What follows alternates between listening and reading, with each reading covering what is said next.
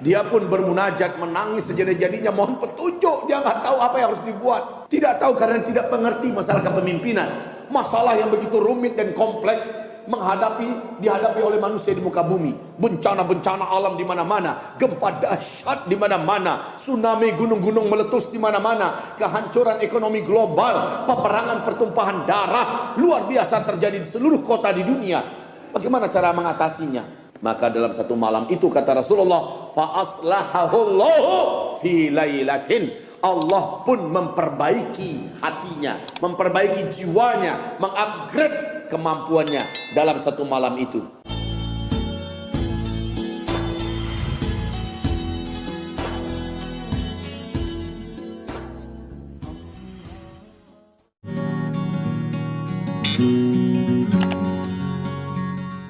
Sekarang kita bicara tentang Imam Al-Mahdi.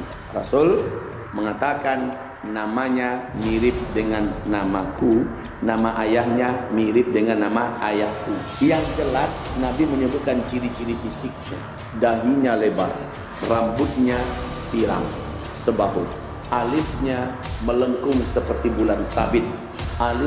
Antara alis kanan dengan alis kiri hampir ketemu karena banyak rambut yang tumbuh di antara kedua alis ini. Tulang hidungnya lurus dan mancung, indah, nggak ada sedikit pun bengkoknya atau menyimpang. Lurus mancung. Bibir atas dengan bibir bawahnya tebal dan seimbang. Giginya rata, putih. Tidak ada satupun dari gigi itu yang maju ke depan, boneng, atau yang mundur ke belakang. Betul-betul indah. Jarak satu gigi dengan gigi yang lain dapat dimasukkan sehelai benang. Dia tidak lancar dan tidak fasih melafazkan huruf ra. Dia tidak terlalu tinggi dan juga tidak pendek. Warna kulitnya gelap. Yushbihuni fil khuluqi wala yushbihuni fil khalqi. Dia benar-benar mirip dengan aku akhlaknya, tapi tidak serupa dengan aku fisiknya. Dan yang paling istimewa, Rasul mengatakan dia lahir di Madinatul Munawwarah, menghabiskan masa kanak-kanaknya di Madinah Al-Munawwarah. Masa remajanya juga habis di tengah-tengah para alim ulama di Madinah Al-Munawwarah. Dan dia menjalani masa remaja dan dewasa di Madinah Al-Munawwarah. Allah sembunyikan identitasnya beberapa waktu sampai mendekati usia 40, barulah ketahuan bahwa ciri-ciri itu lengkap pada dirinya. Lalu dia akan dikejar oleh 300 pasukan yang dikirim dari Damaskus untuk membunuhnya. 300 pasukan yang dikirim dari Damaskus ini, pasukan Sufyani, oleh seorang raja yang terzalim di muka bumi saat itu, kata Rasulullah sallallahu alaihi wasallam. Dia pun lari menuju Mekah, didampingi oleh orang-orang setia bersamanya. Ketika dia masuk ke Mekah, pasukan yang mengejarnya dari Damaskus yang ingin membunuhnya mengobrak-abrik Madinah sambil mencari di mana sosok yang wajahnya, fotonya sudah ditempel di mana-mana untuk dibunuh. Penduduk Madinah banyak juga yang dibantai oleh 300 orang pasukan darat ini karena tidak mau menunjukkan kemana perginya laki-laki yang mereka cari. Tapi karena dahsyatnya siksaan, akhirnya ada yang berbicara dan dikejarlah Al-Mahdi ini menuju ke Mekah oleh 300 pasukan ini. Sesampainya mereka di kota Al-Baida, kata Rasulullah, 300 pasukan ini digempakan oleh Allah kota Al-Baida dan terbelah kota Al-Baida. Kemudian kota itu, gedung-gedungnya, rumah-rumahnya, toko-tokonya, masjid musalla dan penduduknya serta 300 orang yang mengejar ini, 299 tenggelam masuk ke dalam bumi. Cuma satu orang yang selamat dan satu orang inilah memberitakan kami tenggelam di Al-Baida. Penduduk Mekah sampai ke telinga mereka berita bahwa Al-Baida sudah tenggelam.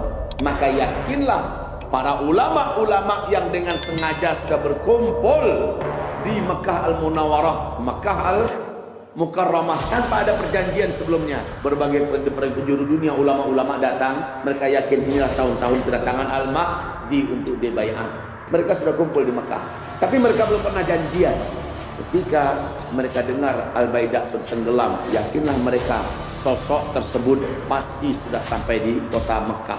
Mereka pun menyebar, sebagian besarnya mengawasi orang-orang yang beribadah di Masjidil Haram, menyebar di dalam kota Mekah mencari mana dia sosok orang yang ciri-cirinya mirip.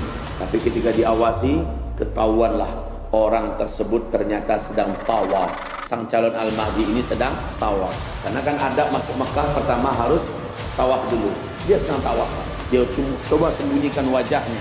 Dia tahu, dia sadar bahwa dialah yang dimaksud oleh Rasulullah. Dia juga ahli ilmu, soleh, taat, tapi memang tidak punya ambisi dan semangat sedikit pun untuk menjadi Imam Al-Mahdi. Beda dengan orang-orang yang ngaku-ngaku, akulah Al-Mahdi, ayo berbaiat padaku, akulah Al-Mahdi, ayo berbaiat kepadaku. Beda, Al-Mahdi yang sebenarnya malah tidak menginginkan itu sama sekali. Kaum muslimin sedang dia tawaf, dia pun ditangkap oleh orang-orang soleh dari kalangan ahli ilmu seluruh dunia, dan terjadilah perdebatan yang alot dan ulet. Hari pun menjadi malam. Lelaki yang kelak akan dibaiat menjadi Al-Mahdi ini masih terus berkata, carilah orang lain, kalian salah orang, bukan saya hanya kebetulan dengan ciri-ciri yang mirip, carilah orang lain. Namun karena alim ulama ini menelusuri sejarahnya, nasabnya sampai kepada Hasan bin Ali, kamulah orangnya, bentangkan tanganmu untuk kami baiat, kata para ulama ini. Hanya engkau yang dinubuatkan oleh Nabi Muhammad bisa menghentikan semua kekacauan di muka bumi ini. Hanya engkau yang bisa menghentikan semua kezaliman yang dirasakan oleh kaum muslimin dan mukminin dan Islam di muka bumi. Hanya engkau. Dia terus berkata, demi Allah, carilah orang lain yang lebih tepat, bukan saya. Namun terakhir para ulama ini mengancam. Apa kata ulama? Jika engkau tidak mau kami baiat, engkau yang akan menanggung dosa seluruh orang-orang yang zalim kepada Islam dan kaum muslimin.